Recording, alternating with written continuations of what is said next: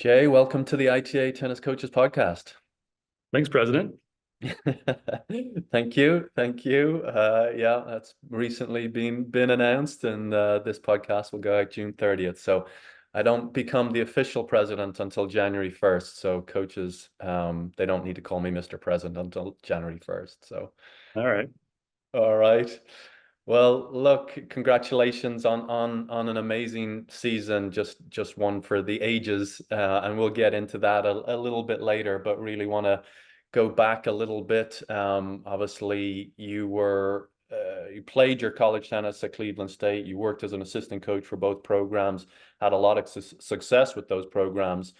I'm not aware of any playing or coaching experience at the Division III level, but there was something about the University of Chicago that caught your eye, your attention, your interest. What was that, and how did that all come about? Well, I wish I could say it was something special I saw, but Dave, I was making $10,000 a year at Cleveland State. I was bartending, I was teaching tennis, I was waiting tables, and I hadn't had insurance for 3 years. And I kept getting these interviews for other D1 jobs, and I kept getting passed over. So I always envisioned myself, I want D1, I want to go the highest I possibly can. And then Chicago came open, and I'm from Iowa, and Chicago was close. It was an interim 1 year position. So there's no guarantee I'd come back, but it felt like after 3.5 years at Cleveland State, I was getting closer to 30, that I needed to try something different. And I'm glad I did. It's turned out to be the best decision I've ever made in my life. But it really came down to just needing something different and needing to move forward to give myself a different opportunity somewhere else. Hmm.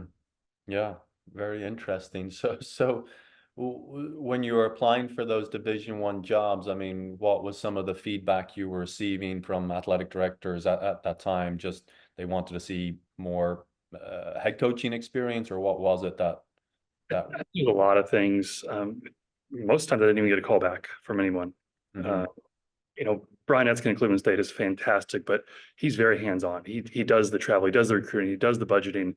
So I was missing some experience there.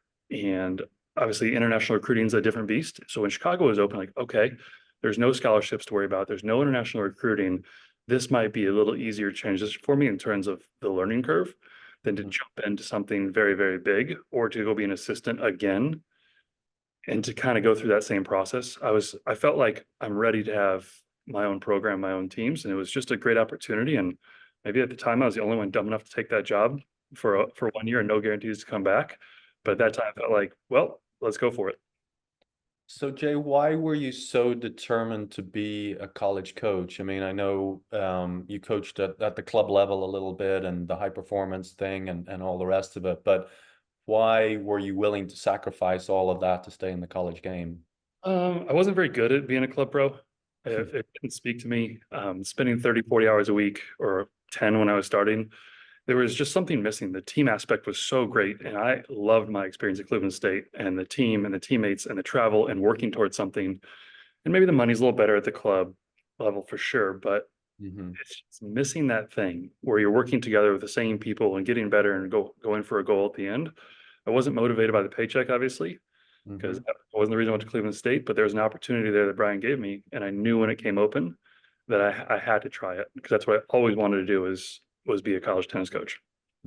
Yeah, well, we're glad you stuck with it, and I'm sure the University of Chicago are as well. But can you walk us through then that transition a little bit from D1 assistant coach and player to Division III head coach? What were some of the key learnings early on, and is there anything you do differently now as you reflect upon it? Yeah, I think the transition wasn't so much going D1 to D3. It was because Brian Cleveland State was very much, it felt like a D3 program. He cared about every single person on the team and was holistic. And it wasn't just about working as hard as you can, as long as you can for some goal. He was really building. So when I moved here, the hardest part, I don't have a kid. I'm assuming there's some parents out there listening. Like you can read every book about being a father or being a parent. And then the baby comes, you're like, oh my gosh, I have no idea what I'm doing. And that's how it felt going from an assistant to head coach. There's so many things I never had to worry about. I just showed up as an assistant for 2 hours, 3 hours a day. I played tennis, I drove the van, I strung the rackets, but Mhm. that's 10% of what a head coach does. So that was really hard, the transition there. And as far as things I do over again, everything, I had a vision, but I had no plan to get there. I had no I put no thought into how to build trust and do all these different things and build a program. As Mm, a player, I was very trusting. Brian was my coach. Day one, I trusted everything. I thought I'd get the same reception in Chicago. mhm, It wasn't the case. Like, I had to work hard, and even the first 5, 6 years, I still wasn't doing it well enough. And that mm, was the biggest thing. It was much, much harder than I ever thought it would be to get people to buy into what we were doing, right? Wearing a conference championship ring and show them your resume wasn't enough. And that came much, much later where I figured out what they were looking for from me, and then we became more successful. mhm. And so how did you, was it all just trial and error? I mean, was there anything else? I mean, were you speaking to other Division 3 coaches and trying to learn from them? Was there, coaches in other sports at the Division 3 level? I mean, how, other than the trial and error, how else did you develop during that time? Yeah, Brian Etzkin was huge for me. Paul settled the CMS. He was an open book, and most coaches won't do that. And I ask him any question I had, and he'd say, "Well, this is what I do. This is what I should think." And he gave me some stuff to read, and it was really, really good. But to be honest with you, the biggest change came during COVID. Um, most times if you want to reset your program or do something different, you have to leave your program. You have to go somewhere else to get a fresh start. But COVID happened and it gave us a long time off, and it gave me a chance to kind of reevaluate what I was doing and what the players were looking for. Right. So if I could be an ally during that time and help, and we got back on the court for practice, we weren't allowed to compete, and it was optional. Mm-hmm.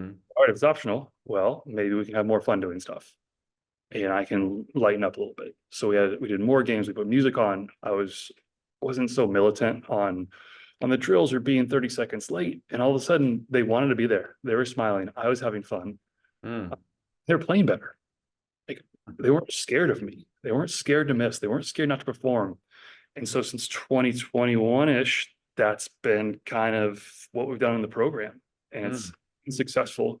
There's different ways to win, but for us, it's worked really well.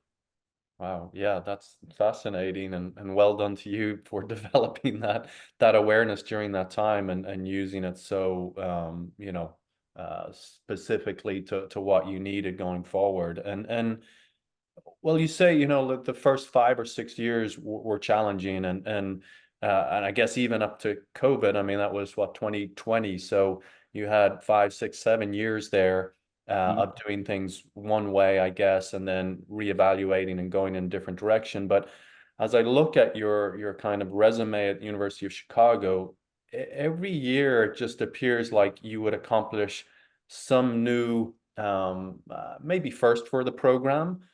It looked like you were taking one step every year that was building to the success now you've had in more recent years. So you talked about vision. I mean, did you have a vision to build over, say, a 10-year period to a national championship? Or how did that all come together? Or is it just because when I look at most, I guess, coaches' resumes as I've been going through this podcast, it's sometimes 2 steps forward, 1 step back. Definitely that was the case with me. I'd take a few steps forward, then something would happen.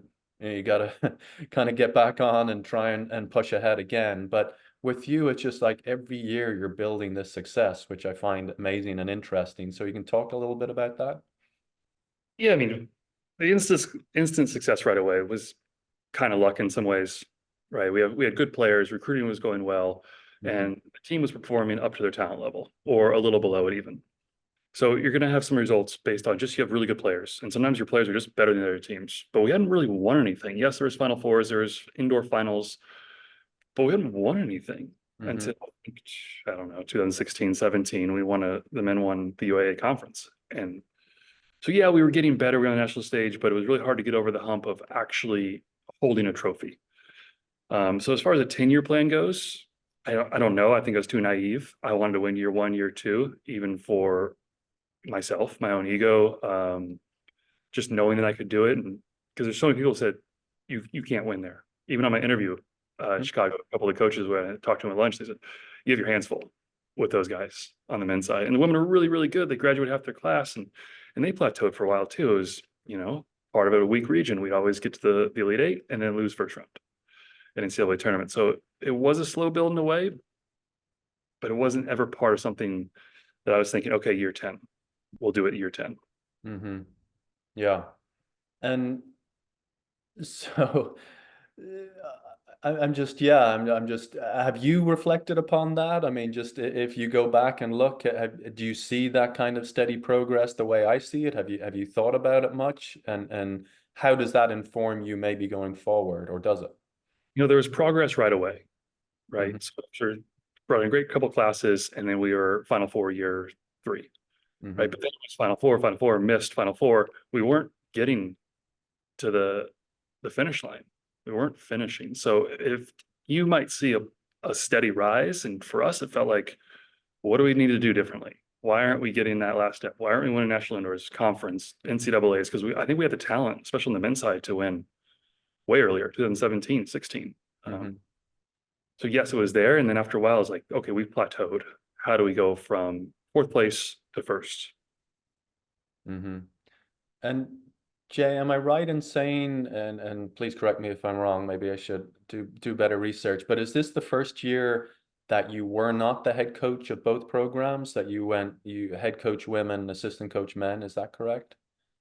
That's correct. Yep. So 12 years, men and women head coach. And this year we hired Matt Prasadi from Caltech. And then we helped each other out, assistant coach, head coach on both sides. Hmm. So what goes into that decision in terms of you releasing the men a little bit and focusing a little bit more on the women, or maybe you don't, but just what went into that decision and how did you land there? There was a couple things. I think one, I really, really enjoyed being around the women the last few years after COVID. I love the team itself, the culture, the environment. They were just in a really, really good place. I feel like as a coach, we got the men's. I really wanted to get that same thing or help them get it. I didn't hit a single ball, help them win a title on the women's side because I Mhm. know what it felt like. I know how gratifying it was for the men. And I wanted to be a part of that with the women's team. And also knew they're going to be very good this year. No question about it.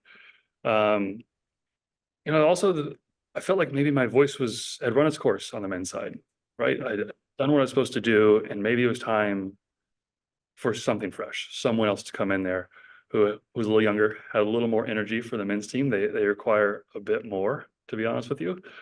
And it was the right call. I don't think had we Mm. not split the teams this year, I don't think either team would have won a national championship. And I Yeah. mean, talent was there, but the level was so high now on both sides. They really deserved separate head coaches, and it worked out well for us. And Jay, how did you go about having that conversation with your administration? Is that something they came to you with, or did you propose this and if so, how did you get it over the line?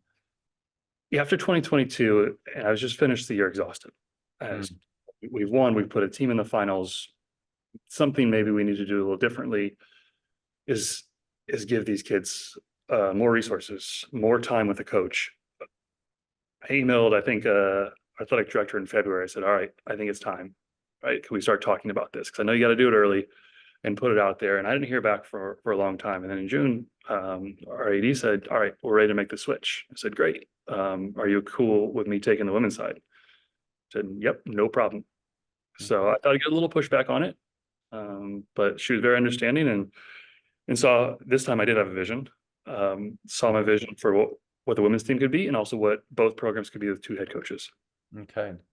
And how did the men respond to that? The team at the time, were they supportive of it, or did they feel slighted in any way? We had a rough year after we won in 23. It was clearly not going as well as we wanted it to, and there was some tension there, and it wasn't cohesive. I think they kind of understood right after the year. We had meetings, we talked about it. I think they understood where I was coming from, and they also understood that, yeah, maybe a fresh voice, a new coach would be a great thing for this program right now. Hmm. It's gotten a little stale, a little stuck, and they were ready for something different. And so was I, and I think both sides understood it. Okay. Yeah. No, that's again, self-awareness seems to be one of your strong points for sure, and the way you've thought about all of this through the years, and I'm glad the administration was so supportive and freed you guys up to have the success you've done this year. So I'm sure they're taking all the credit as well, but sounds like you deserve it. But um, Jay, just in terms of, finding your fit, obviously we have a lot of young coaches who listen to this, and it sounds like you landed at the University of Chicago, just, I don't want to say pure desperation, but you were so eager to be a head coach, and this was the opportunity available to you at that time. And maybe I'm projecting here, maybe you thought, oh, I'll get some experience here and I'll go back to Division 1 level.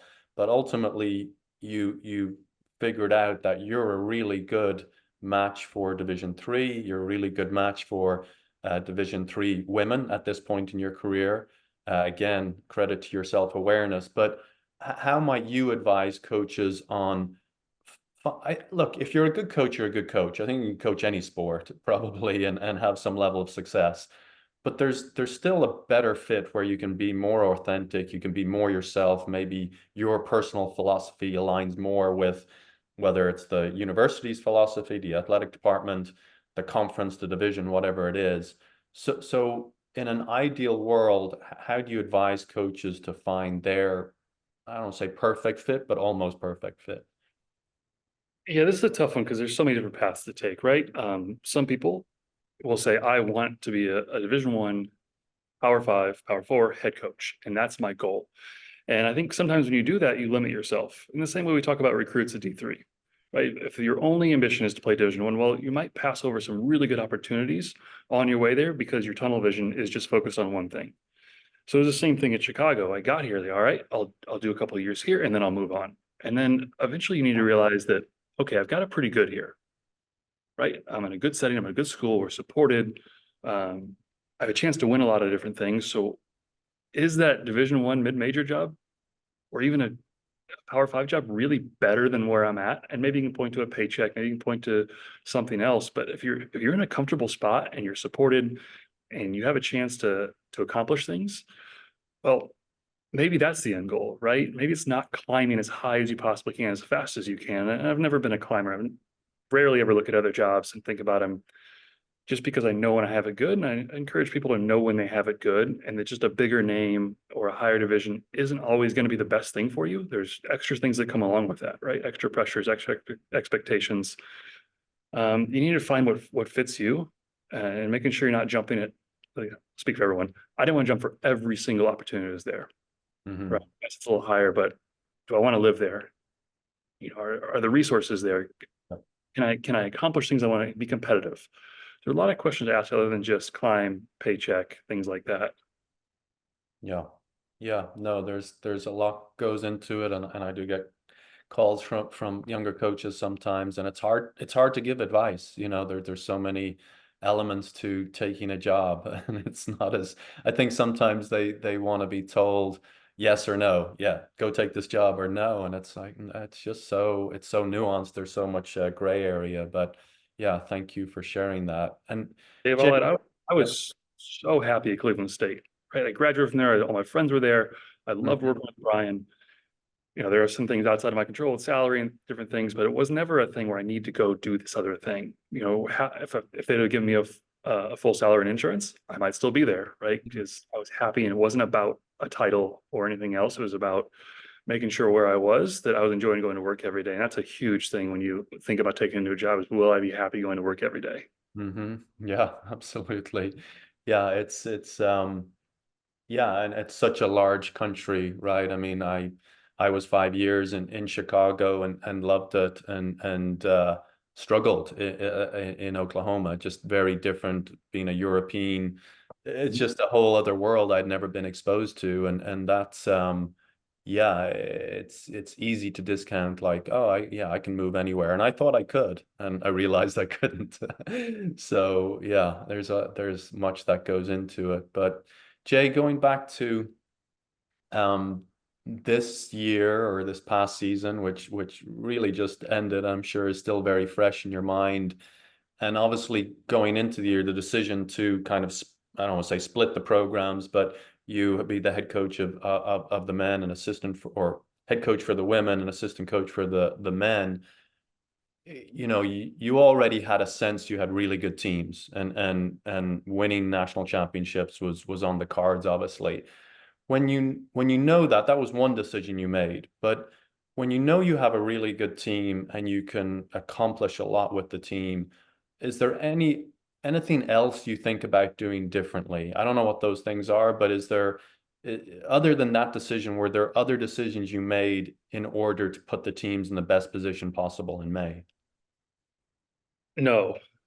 And yes, I think as a coach, our first instinct is when something doesn't, we don't get what we want, a championship, whatever it is, we always want to add more things, right? Let's lift more weights, let's have more meetings, let's run more, let's practice longer. And I found that sometimes less is way more. And Mm, also players pick up. If I start adding a bunch of stuff, they pick up for me, for my body language, what we're doing, what I'm saying, there's more pressure on them. So hey, we lost 2 matches in 2 years, the last one of the year, both times. So obviously we're doing things right. If I add 6 more hours to their week, is that really going to change that last match? Are they still going to be happy to come to practice? Are they still going to feel like they're playing loose and free? And that was one of the biggest things. Like when I talk to recruits, this is always shocking to tell them. They say, well, what's practice like? What's weightlifting like? Like, well, we don't lift weights. We don't condition. Practice is an hour and a half to 2 hours. You have the weekends off, right? And they're looking at me like, well, I play 7 days a week. I said, yeah, I know, but there's more than one way to win, right? If I'm only asking you to come on the court for 90 minutes to an hour, 2 hours, you might enjoy being there and you might get a little better. And I think looking back on those early years, we were dead in May. We were still taking finals. We are still in classes and there's practicing. I wore them out. I killed them. And now this last couple of years, we've been fresh at the end. We've been healthy and their minds have been fresh. There was an example I heard on Hidden Brain podcast where it was about kids riding bikes, learning how to ride bikes, and they put training wheels on. They added something else to make things easier. And then they started taking the pedals off and let those kids kind of move their way around without pedals and without training wheels. And then you put the pedals back on, they ride bike fine, right? So mm, we take things away and do a little less, and they find their own way, and they're happier doing it, I've found. So the mm, answer is no, I didn't add anything. We took more things away, less matches, less practices, and it just put more trust in the players that they knew what they needed for themselves rather than me telling them what they needed. mm.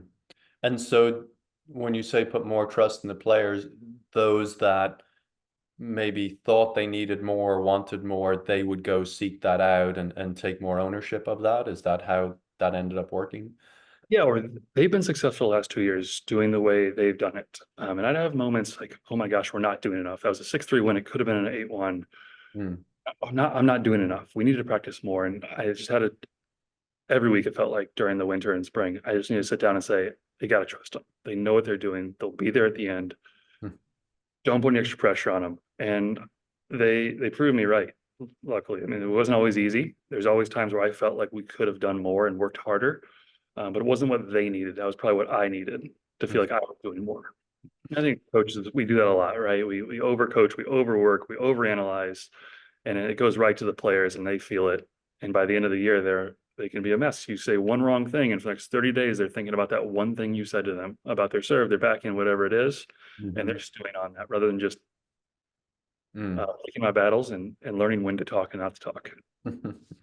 And so that transferred over to match day as well, then you would try and take a step back and let them problem solve maybe a little bit more than you were comfortable with. Yeah, you know what was really helpful this year is being an assistant coach again for the men's Mm, side because I was invested in the result, but it didn't consume me. So I was present on the court for each individual men's match. I wasn't worried if they win or lost because yes, I cared. Yes, I wanted them to win, but it wasn't on me. So I was able to not look at the scoreboard and just coach the individual. And once I did that, started the UAA conference in April, all right, this is eye-opening. So the rest of the season with the women, it was the same thing. Don't worry about the end result. Just coach that player for that point and mm. go that route. And it made me 10 times better coach. It reminded me of being an assistant coach again, where I could just focus on the tennis. That's fascinating. Yeah. So do you feel confident then going into next year and future years that you'll be able to maintain that mindset? Have you really feel like you've let go of of maybe the control element of it, or does it depend a lot on the players that come into the program and their personalities and their expectations? Yeah, it went really well until the NCAA finals, and I was looking at the scoreboard a lot. It was 3-1, 3-all, and I found myself not doing what I wanted to do. So I had to kind of snap out of that and get back to just coaching the player. Yeah, I think right now our culture is so strong, our dynamic's so strong with the team, um, and they're confident in themselves and they're confident in their abilities. So I Mhm. don't think I want to go back to putting more pressure on them to win or lose. As you know, it's a tough way to coach. It's a tough way to play. with added expectations. They're already nervous. They already know the implications. They don't need to hear it from me, right?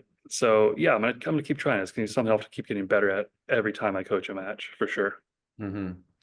Yeah, Jay, I mean, it sounds like you've evolved a lot as a coach through the years, and no doubt you will continue to do so. But in terms of winning national championships, and like we talked about the methodical rise of the program, whether intentional or not, do you do you feel additional pressure now to have to maintain and win national championships every year, or how does your mindset change going into next year, or does it? I take you back to 2022, and after UA conference, we had both teams ranked number one in the country, both pretty much in line for a one seed NCAA tournament. And I was at the pinnacle of professional career, right? Two number one teams in the country, and I'd never been more miserable. Mm-hmm. Um, the pressure, the stress, wanting to get it for the players, and the mindset of don't screw this up for them. And you have other coaches come in, other people say, "Are you're going to win two titles this year?" And I, man, I've never won one, right? It's hard. And now Yeah. people are asking if we're going to win two in the same year. Um, and after that tournament, I just remember sitting in the park under a tree in the morning with my dog and just like breathing for the first time Mm, in a month, sleeping for the first time, eating right for the first time. It was a lot. And after winning it, it kind of took so much pressure off. Um, Whereas now, okay, that's over. We can relax because the University of Chicago never won one in any sport, mhm, right? So tennis was close a couple times, didn't get it, and I started doubting myself and doubting what I was doing, and then it went away, right? It came back a little bit the next year, and this year a little bit, but it was more coaching. All right, let's go have fun and do this. Let's enjoy it. Let's have let's have one more day together, right? And think about a different way, whether than if we lose, we're failing, right? Because even making the finals 3 years in a row is hard. Um, but if I was able to find peace and joy in it and just have fun and relax with it. So no, there's no extra pressure going forward. I think the hardest part is doing it again. I have so much respect for those coaches who can win two, three, four in a row and be consistent because there's a certain drop. I think from the players I felt in 2022 with the men, hey, we accomplished our goal and mm, now we have to gear up and do it again. So there's definitely that. And that was harder. So it's something we'll talk about a little more going into next year, but it mhm, was a lot of fun and we like to have fun again. But if we don't get it, it's going to be okay. Our life's not going to change, not going to get worse. No one's getting fired. mhm. Yeah. Yes, there's some pressure off and it'll be fun next year. We have another good team coming back on both sides and it'll be interesting because it'll be another long, long season to work to that hopefully last weekend. Yeah. And Jay, it just sounds like you have such a great perspective on things, and we talked about self-awareness. How have you, I guess, strengthened that muscle through the years? Is it just again, is it intentional reflection? Is it working with somebody on it? Is it having conversations with mentors, etc.? Like, or is it just this is kind of who you are and you're a thoughtful, deep thinker and kind of want to apply the things that you believe are important to you, I guess. Yeah, it's all of those things. And I think if any of my players from my first couple of years are hearing you say I'm self-aware, they would say, no, he's not. Right. So that there is an evolution there, getting older, getting some more confidence in myself that, okay, I can do this job. Not every other coach is better than me. Because when I first started, I would look at other schools' websites in the UAA and WashU was winning national championships with Emory. Like Case was good. Like it just seemed so far away. And I felt so much pressure that I Mm, wasn't being self-aware. I was focused on the end, right? Rather than focusing on that day, that practice, the person across from me. It was different. It's been a journey. It's been an evolution. But yeah, there's so many people who have helped, and I think some really harsh negative feedback my first couple of years on those anonymous surveys that all coaches love at the end of the year. Right, this guy will never win. He doesn't have the maturity. Like, whoa, okay, that hurt. That sucks. But maybe there's something there. Well, mm, part of it was I want to prove them wrong. And then part of it was maybe I should listen to these people and not just listen when someone's telling me something good about myself. mm, There's some value in what they're saying, as harsh as it was. it really helped me. And it took a long time. It wasn't just a 1 year thing or a 1 month thing. It was 10 years to get there. Right, right. Yeah, well, I'm excited to see the coach you'll be 10 years from now. I think your players are very lucky to have somebody like yourself that has so much perspective on these things because it's so easy as a coach to get sucked into our own little world and lose perspective. And so well done on dragging yourself out of that and yeah, like I said, really excited to see where things go from here. Are you ready for some rapid fire questions? Sir, All right. What's your favorite drill to do at your team? the women love live ball doubles. Live ball double. So what? Just feed the ball in, four people at the back, and off you go. One up, one back, feed it in cross, first ball cross, and then as soon as the ball stops, I feed another one, another one, another one. That's a Yeah. favorite. Yeah, with the music blaring in the background. A lot of music. Um, what's the most helpful book to your coaching career to date? There's two, Grit, Angela Duckworth, and there was a Pete Carroll book. I don't know the name of it, but he Mhm. has really, really good things in there about bringing joy to practice and the competitive part of practice, and always having each day be fun. He was fantastic book. Yeah, yeah, I think I've read that one. Most useful piece of advice you have ever received in any aspect of your life, not just coaching. I'm not sure I can pull one up right now, but any conversation with Brian at Cleveland State, Mhm. he's got a great perspective on everything. He's so helpful. I call him still once, twice a week to talk about different scenarios. He's been the best. Very good. Somebody we need to have on the podcast. What do you wish more people knew about NCAA Division III tennis? It's good. It's really good. The Mm. level's high. It's competitive. But also I hate when people say there's balance. There's actual balance, right? You can do a lot of different things, not just school and tennis. You can do clubs and you can travel and go abroad and do all these different things that you never thought you could do, and you can compete at a really high level. hmm Yeah, what I was just being at the NCAA Division III Men's Indoor Championships this year, and just I was amazed at how many kind of lineup changes were made without giving up uh, anything really in terms of level. Like it was almost like these teams had like 12, 13, 14 players that were all really good players, and whoever needed to get the job done on that day, you put them in and off they go. I was super impressed by it. Absolutely. Okay, what do you oh no, next question. Are you for or against Division 3 moving to the D1, D2 NAIA format? Totally for it. And Totally what? for it. We XS in Chicago hosted the D1 men's indoors a couple years ago. When we went, it was the most fast-paced, exciting tennis that Mm, I'd ever watched. Right, that's the first thing. It's fun for the players, and we adjusted to NOAD fine. We adjusted all these things fine. We'll adjust fine to whatever the rule is. mhm, But it helps not be on the court for 6 hours a day, especially if you're coaching two teams. There's some days we play three matches in a day, and we'd be there from 8 a.m. to 10 p.m. oh my Uh, God. just it fast forwards things. It makes things exciting quicker. Uh, hmm always have a chance with a no out, especially. That was a huge thing this year. 34. I kept telling my players, just get it to deuce. Just get it to 30 all, and you're never 3 points away, really. I love 40, I guess, but even then, you're right there. So I love it. I think it levels the playing field from the really good teams to less good teams, and that's what we need. We need more parity and more depth. All our teams, especially in Division Three. Okay. And what is one lesson you hope your players will learn from you by the time they graduate?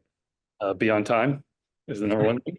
Be on time, and also just being competitive and having confidence in yourself. Yeah, yeah. Stick with it, right? It's not always going to be easy. You're going to handle hard better. And you might not always get it right away, but if you work for it long enough, the opportunities will be there for you to be successful. All right. Well, Jay, we did it. This was an absolute pleasure. Congratulations again on an amazing year, one for the history books, and hopefully many more ahead for you.